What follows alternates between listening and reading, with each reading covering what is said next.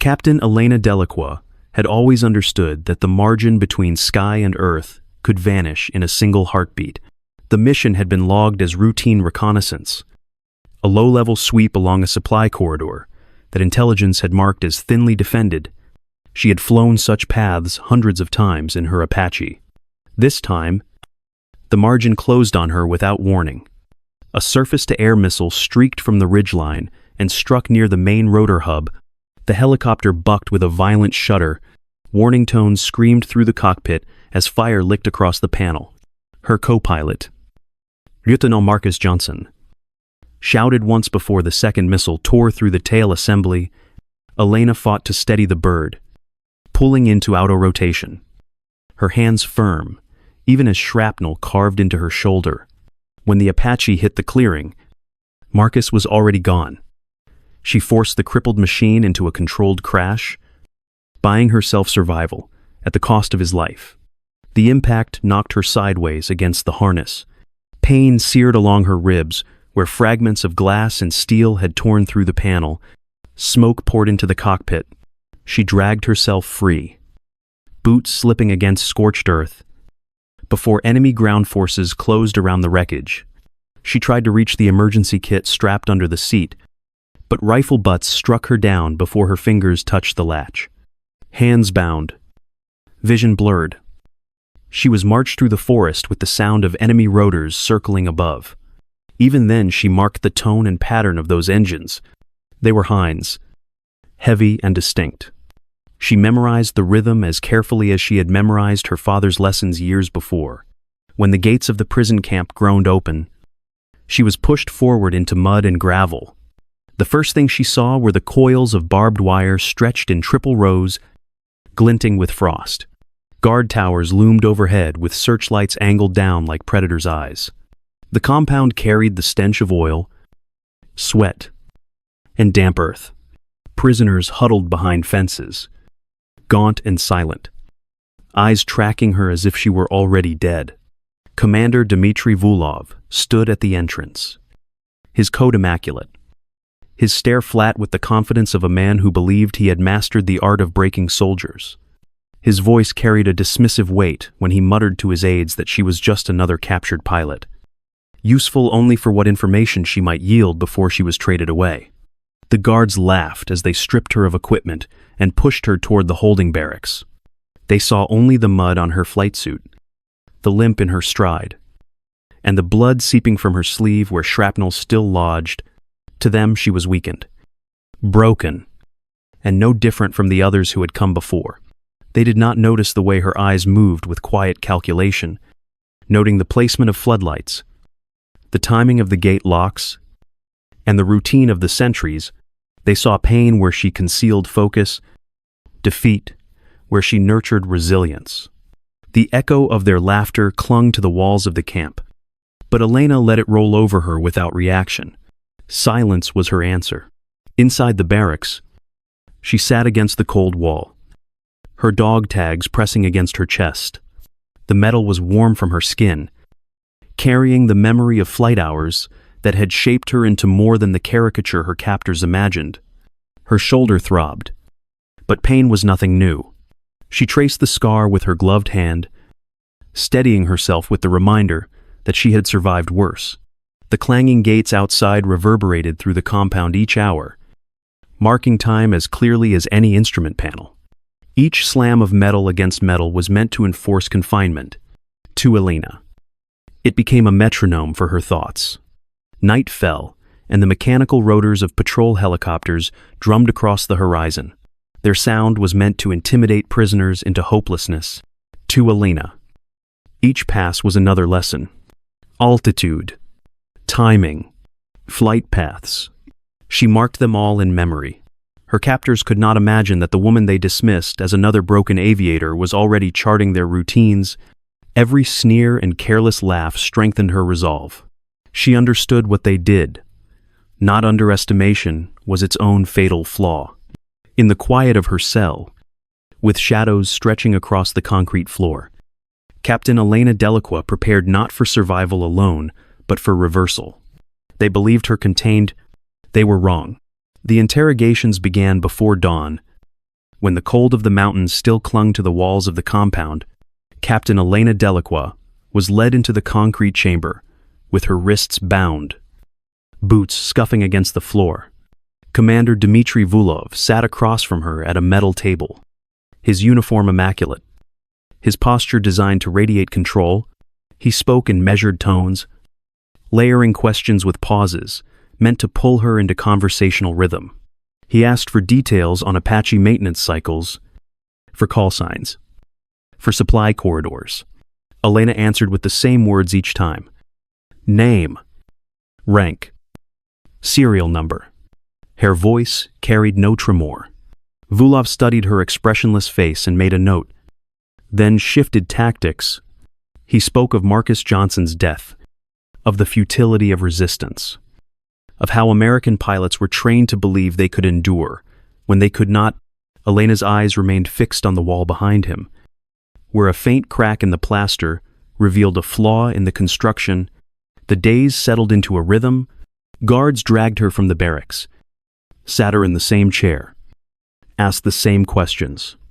Vulov alternated between calm persuasion and blunt threats.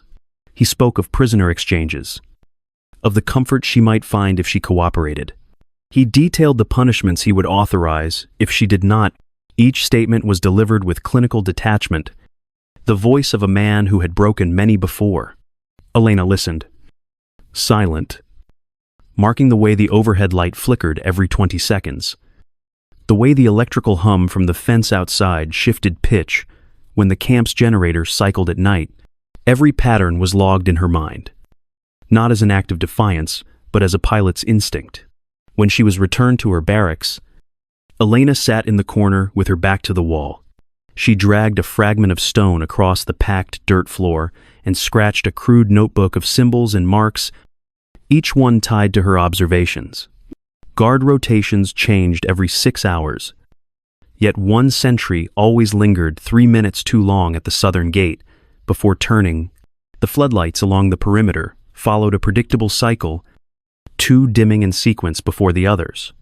Prisoners whispered that it was coincidence. Elena saw a flaw waiting to be used. Her mechanical eye for systems extended beyond fences and lights. She noted the fuel trucks that rolled into the camp each evening to service the Hind helicopters that thundered overhead. Their pumps sputtered before engaging, an indication of poor maintenance. She logged the seconds of delay and matched them against the sound of the rotors spooling. She had flown with perfection, where such flaws meant disaster. Here, they became signposts of vulnerability. The Hind pilots themselves were careless. She watched them land heavy and flat, taxiing with engines still idling as though the airfield were secure. They walked with helmets loose, laughing as if no prisoner could possibly understand their routines. Elena memorized the cadence of their laughter, along with the placement of their landing markers. At night, the echo of rotors vibrated through the barracks roof, a reminder to the prisoners that their captors commanded the skies. To Elena, it was a syllabus. She marked flight paths by ear, counting the seconds between passes, estimating altitude by the shift in sound.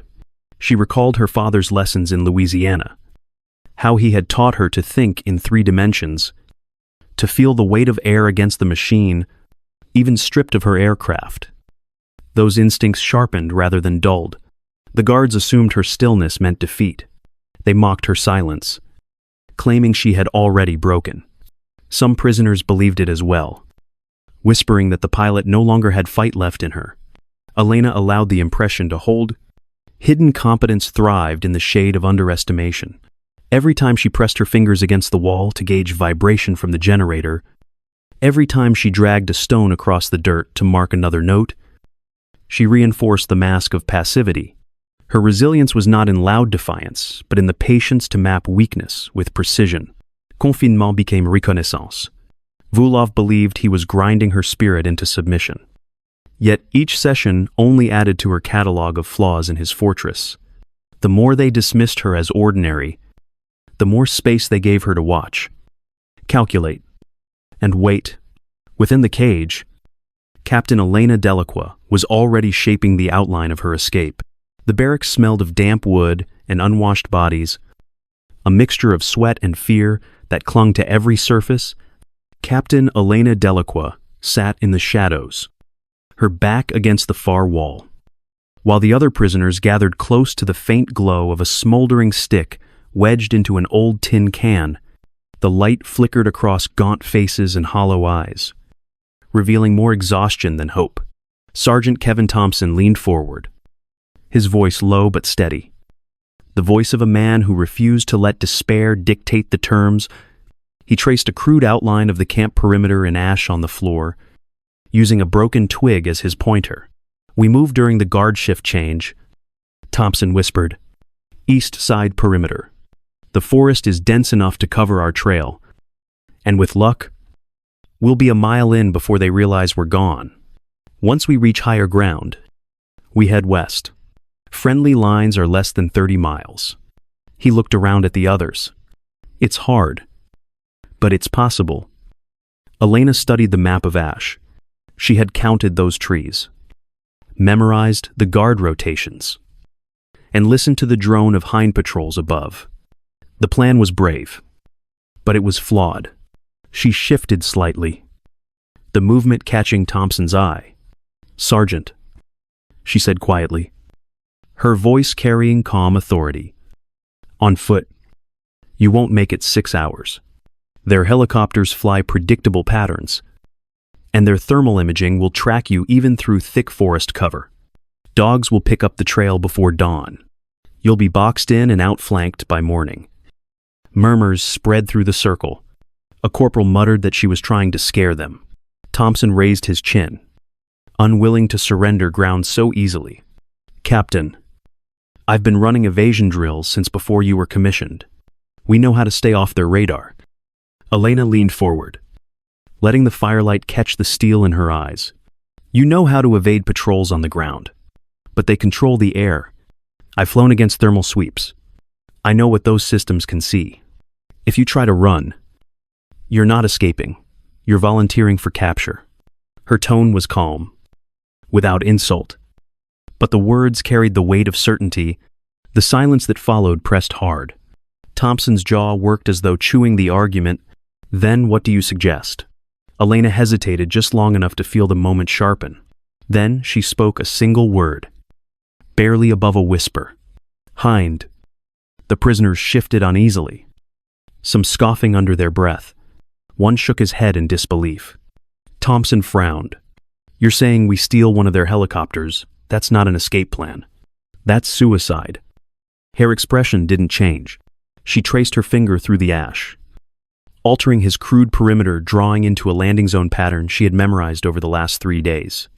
Every evening, their hind patrol lands here to refuel, engines hot, crew lax, security minimal. If we intercept during refuel, we can seize it before they mobilize a full response. I know their layouts, different switches, but the flight principles are the same. I can fly it."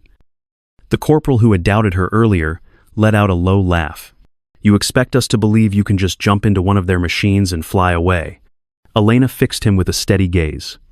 "I've flown more than 2,500 hours in Apaches across combat zones you wouldn't walk into. Rotary wing flight is universal.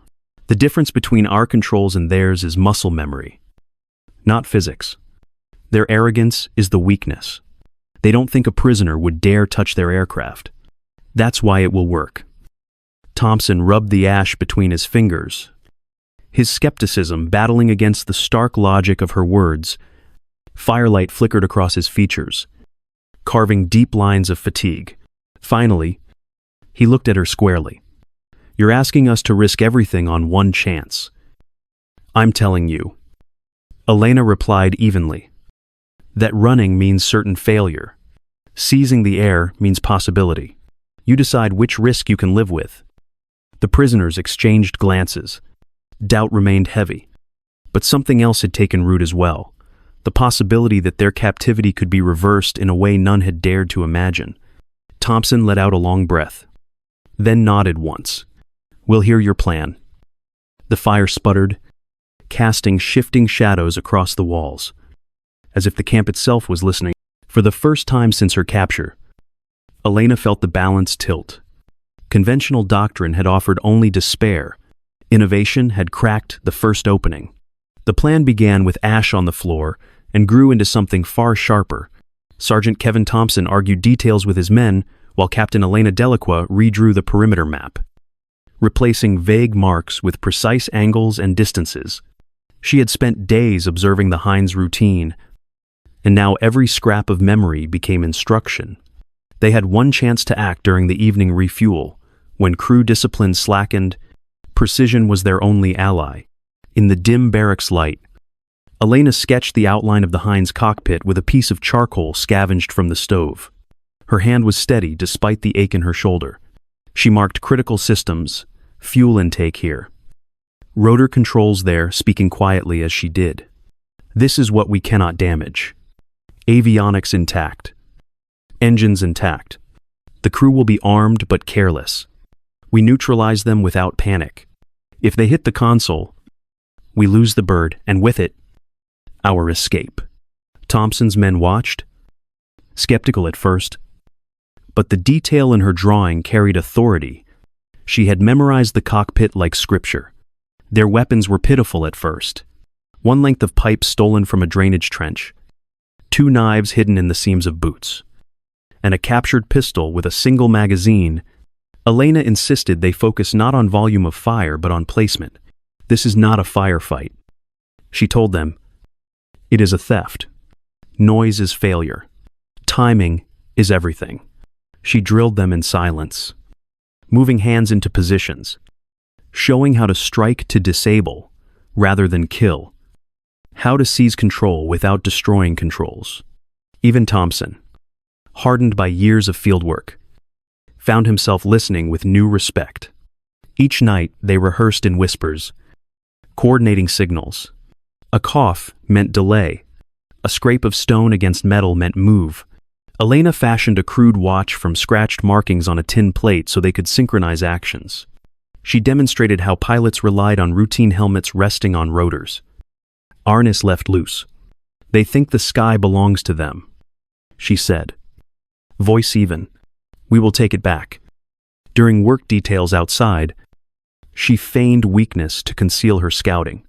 Bent beneath the weight of firewood, she noted the timing of guard rotations.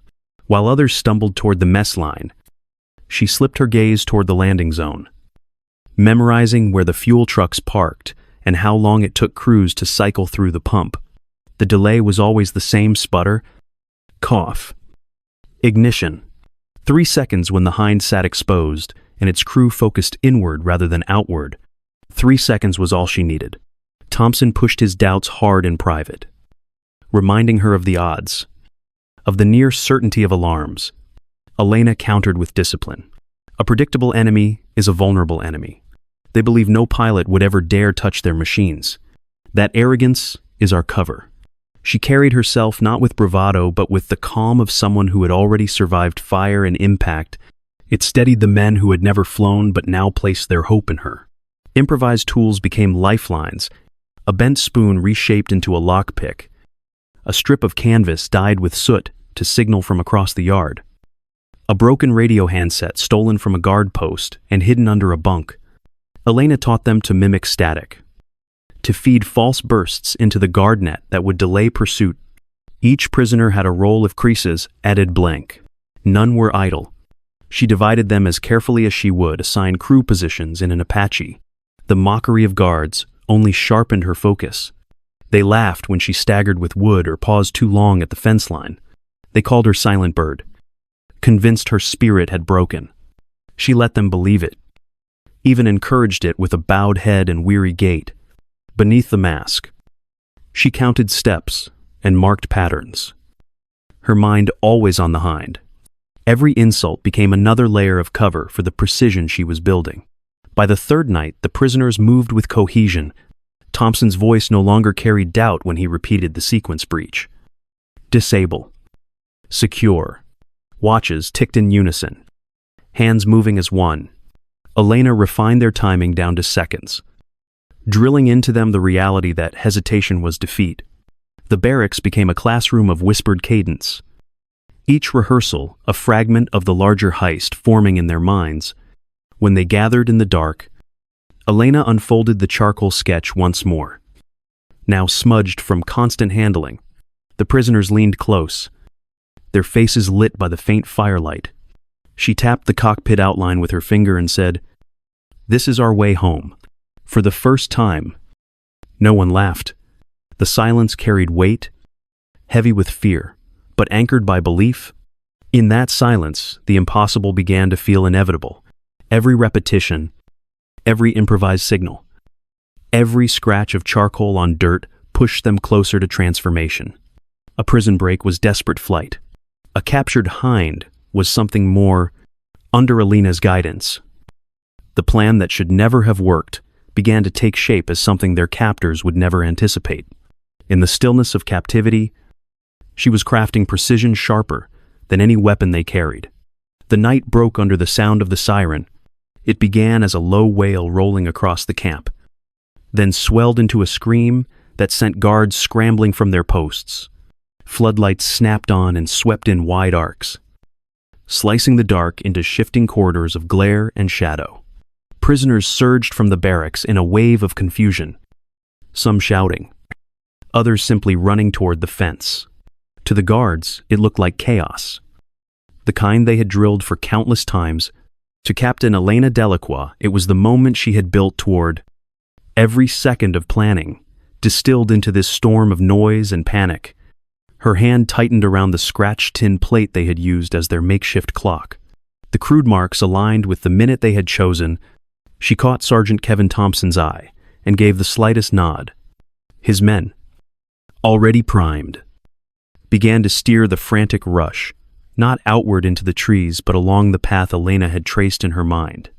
She moved with them, never rushing, always scanning, her ears cutting through the roar to catch the rhythm of boots, the sweep of lights, and the faint pulse of rotor blades in the distance. Alarms continued to blare. Red lights strobed above the gate towers, casting the mud an intermittent color that made the ground itself seem to lurch. Guards shouted over one another, their orders colliding in confusion. Rifles cracked sporadically, meant to herd prisoners back rather than kill. Elena heard none of it as distraction. Each gunshot, each command, confirmed her prediction of their response. They were treating it as a conventional breakout. They were funneling manpower to the eastern fence line, where they believed the bulk of prisoners would flee. That left the northern clearing thinly held, just as she had foreseen. She counted the seconds under her breath. At 45, the first flare arced into the sky. It hissed overhead and bathed the tree line in an eerie white glow before drifting slowly back to earth. Shadows stretched across the compound as guards rushed toward the false breach. Thompson's voice cut low through the din, steady and clipped. Now, the group peeled away from the main surge, slipping into the blind space between two sweeping beams. Elena led, her body low, her injured shoulders screaming with each step. She ignored the pain, eyes fixed on the rise beyond the barracks where the tree line opened. The sound reached her first, the heavy thrum of rotors beating down through the cold night air. The hind was approaching. Mud clung to their boots as they pushed through the shallow ditch, breath ragged in the damp cold. Another flare burst overhead, this one red, painting the compound like a battlefield. Elena did not look back. She timed her stride to the rhythm of the rotor blades growing louder. The helicopter descended into the clearing, exactly as she had calculated, its landing lights piercing the smoke. The crew disembarked with casual motions, heads bent toward their checklists. One mechanic hauled the fuel line from the waiting truck, cursing as the pump sputtered before catching. Just as Elena had predicted, the pilot leaned against the open hatch, helmet under one arm, speaking into a radio with the relaxed air of someone confident in his control of the night. He never saw the prisoners moving in from the tree line until it was far too late. Thompson hit the first guard with a silent strike from the length of pipe they had hidden. The man dropped without a sound. Another prisoner seized the mechanic, dragging him down before he could raise the alarm. The pistol cracked once, muffled under the roar of the turbines. and the co-pilot crumpled against the landing gear. Panic flickered across the pilot's face as figures emerged from the dark.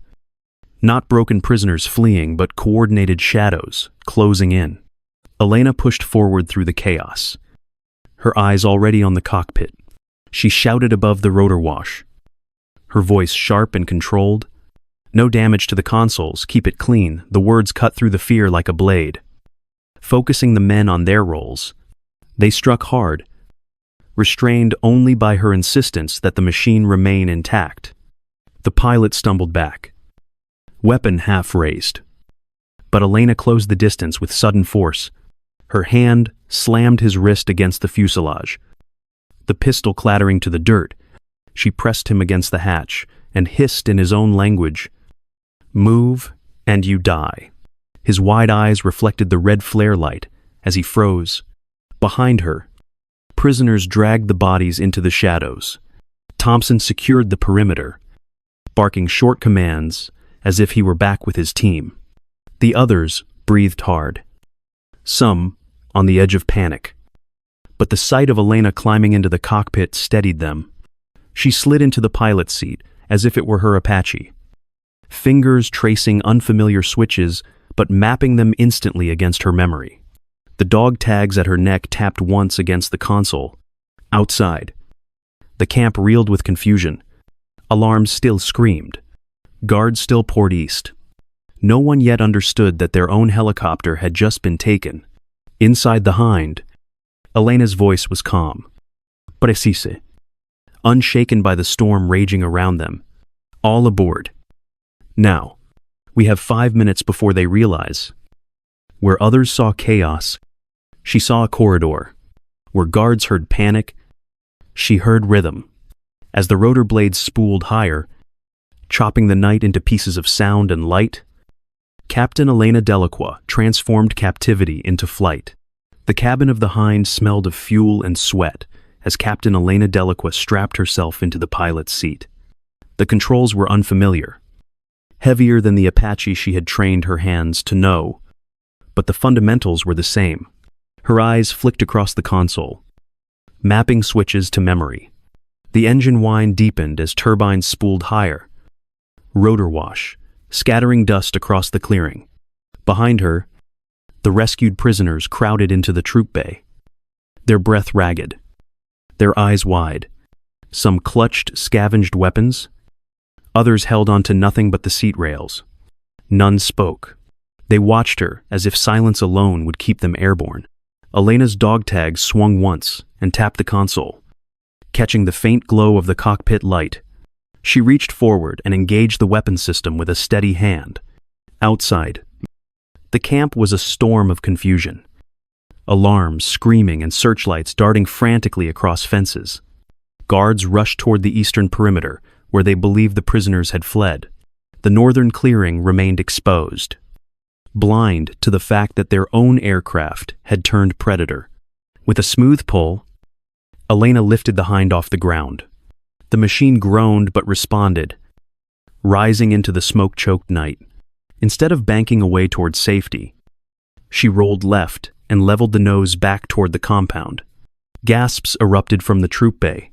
Thompson leaned forward from the doorway, shouting over the roar, "Captain, what are you doing?" Her voice carried calm certainty. "Finishing this." The first burst came from the chin-mounted cannon. Fire lit the compound as the nearest guard tower crumbled under the barrage. Searchlights snapped dark, their beams cut mid-sweep. Elena guided the helicopter with surgical precision, strafing the outer wall where communication relays sat exposed. Sparks cascaded upward as antennae collapsed, severing the camp's link to the outside world. Inside the command bunker, Commander Dmitry Vulov grabbed a radio handset with shaking hands. His voice cracked with disbelief. "Impossible. Our own bird is attacking us. How are escaped prisoners flying our helicopter?" The response came clear, over the same frequency. Elena's voice steady, almost clinical. "This is Captain Elena Delacroix, United States Army. You captured a pilot. Now you learn why that was a mistake." The words carried like a blade through the chaos. Guards faltered, some firing blindly into the air, others throwing down weapons as the ground itself seemed to betray them. Prisoners still trapped in the barracks pressed against windows, stunned to see the symbol of their captor's dominance raining fire back onto the camp. Elena pivoted the hind in a slow arc. Each pass deliberate. Another tower folded. The generator yard erupted in flames, plunging sections of the camp into darkness. The fuel depot went last, a surgical strike that sent shockwaves through the compound without touching the barracks. Every shot was chosen, every angle measured. Years of Apache combat training flowed through her hands, adapted seamlessly to a machine that was never meant to be hers. In the troop bay, the prisoners gripped the rails tighter as the helicopter shuddered under recoil. Fear mingled with awe. Thompson stared at her profile, lit by the glow of burning structures, and understood what she was showing them, that mastery was not in the machine, but in the mind that controlled it. On the ground, Vulov stumbled into the open yard, staring upward. Firelight painted his face in stark relief as the hind swept low overhead. He raised the useless radio like a shield, frozen in disbelief. Above him, the cannon muzzle flashed, and the compound that had once been his fortress collapsed into ruin. Elena pulled the hind into a climb, banking away from the smoke and ruin below. The dog tags at her neck swung again, glinting in the cockpit glow. Where others had seen only a prison, she had found an arsenal. The enemy's strength had become her weapon, and with it, their defeat. The hind clawed its way into the night sky, rotors chopping against the thin mountain air. Captain Elena Delacroix leveled the aircraft low, pressing it against the folds of the terrain as though the ridges themselves could hide her from the enemy's eyes. The cabin vibrated with strain, every panel rattling with the weight of a stolen escape. Behind her, 13 prisoners huddled shoulder to shoulder, their silence broken only by whispered prayers. Each one carried on breath too faint to compete with the engines. The cockpit light glowed dim over her map, spread across her knee and pinned in place with one gloved hand. Pencil lines marked valleys and passes she had committed to memory. While her other hand held steady on the cyclic, the fuel gauge needle shivered, dipping low before bouncing back with a nervous tremor. Elena glanced once at it, then returned her eyes to the ridgeline ahead. Thin margins were all that remained. Radar sweeps probed the sky, their invisible nets pulsing across the mountains. Each time the warning light flickered, Elena dropped the hind lower, skimming treetops so close, the blades shredded leaves into swirling fragments. Prisoners gasped, clutching rails as the aircraft tilted into sudden banks. But her expression stayed calm, eyes fixed on the dark angles of rock and snow. To them, it felt reckless. To her, it was calculation measured in survival. The mountains closed around them like jaws, slopes rising sheer on either side. Moonlight revealed jagged cliffs one breath away from collision. Elena's training carried her through, translating shadow into altitude, instinct into course corrections. She marked time by heartbeats and the trembling rhythm of the machine beneath her. Every adjustment conserved fuel. Every descent masked them from the next sweep. In the troop bay, Thompson met the eyes of the men around him. He saw fear, but also a kind of stunned belief. They were alive only because the woman in the cockpit treated this razor's edge not as despair but as opportunity. The hind pressed forward, brushing darkness with every pass. Its stolen path, a knife cut across the mountains. Freedom was still distant, but discipline held the line.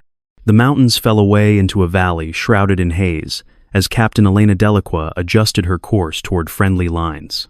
The hind's engines throbbed with fatigue, the fuel gauge trembling near empty. But the cabin behind her held a silence of expectation. 13 rescued prisoners leaned against the bulkhead, their faces drawn but alive. Thompson crouched near the cockpit, watching her with eyes that carried both trust and disbelief. Elena reached for the radio set, its casing scarred, the headset crackling with layers of static pull. She pressed the switch with steady fingers. Friendly control. This is Captain Elena Delacroix. United States Army. Captured Hind helicopter inbound with 13 American prisoners. Request immediate clearance. Her voice carried no hesitation. Only calm authority. For a moment the line returned nothing but static. Then a voice, sharp with incredulity. Repeat. Identify again. Did you say captured Hind? The question was edged with disbelief. As though the transmission itself were a trick, Elena repeated it. Tone, unshaken. Confirmed. Hind secured. All prisoners accounted for. Approaching vector from the north.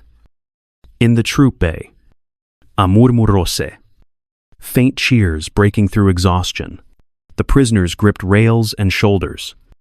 Their voices hushed, yet triumphant. For the first time, I hope filled the cramped space. On the radar scope of the Forward Operations Center, the silhouette of a hind appeared, marked as hostile by default. Controllers stared at it. Speech faltering. The voice on the net trembled as it came back. Captain Delacroix. Is that truly you? Elena adjusted altitude. Eyes fixed forward. It is. Believe what you hear. We are coming home. Proof of survival carried its own weight. Against disbelief, her calm words became undeniable truth. 6 months after the prison camp fell, Major Elena Delacroix stood in a classroom rather than a cockpit. The Distinguished Service Cross rested in a case somewhere she rarely looked. What mattered was the chalk in her hand, sketching the outline of a Hind helicopter across a blackboard. Rows of young aviators watched in silence, their notebooks open, their expressions intent. Her dog tags lay on the podium, glinting softly in the light. A reminder of what survival demanded. She spoke without theatrics. Her voice measured. Any aircraft can be a weapon if you understand it. Never let the enemy decide what you are capable of. Outside, the faint echo of rotor blades carried across the training field. A sound that once meant captivity, but now meant possibility. Enemies no longer hunted American pilots casually. They remembered her. And her students carried that memory forward. The memory of their laughter lingered more vividly than the pain of her wounds. Captain Elena Delacroix could still see the guards sneering as they shoved her through the gates, calling her nothing more than another captured pilot. That sound had followed her into the barracks and pressed against her in the silence of interrogation. Yet it was the same sound that would later echo in her mind when the Hind's cannon fire cut through the camp walls, transforming mockery into fear. Months afterward, intelligence reports confirmed that enemy forces no longer treated American aviators as easy targets. Guards along mountain compounds glanced nervously skyward whenever rotor blades broke the horizon. The legend of a pilot who turned captivity into a weapon grew larger than any medal or citation. Elena returned once to the forest, clearing where her Apache had fallen. The silence there reminded her of one truth. The most dangerous place for an enemy is believing they have her cornered